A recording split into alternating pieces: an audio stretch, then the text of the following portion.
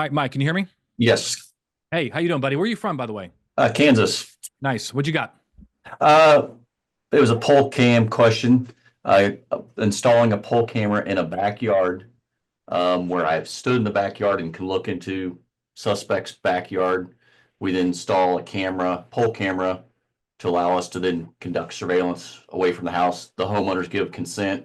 And then does it make a difference if the camera is at ground level as opposed to an elevated position on the house?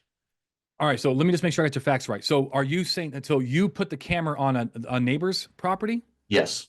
And okay, and so they can see like from the neighbor's law like where the neighbor would lawfully be, they can Yes. see Like inside their standing on their neighbor's back backyard? patio.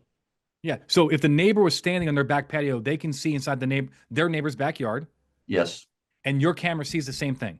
Yes. Okay. So the answer is that I believe that that is not a search under the Fourth Amendment.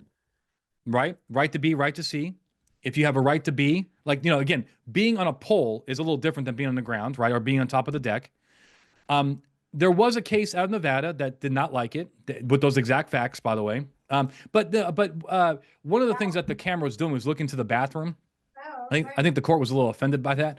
But this wasn't like just purely a backyard case. This was also looking into windows. So you got to be careful that it just comes off as kind of offensive, right? But at the end of the day, my answer to you with those facts, if the neighbor could lawfully see the exact same thing and they can stand on their porch, which they can, right? We're not being ridiculous and we're not climbing ladders and stuff. Then using a camera to record what the neighbor could see is plain view.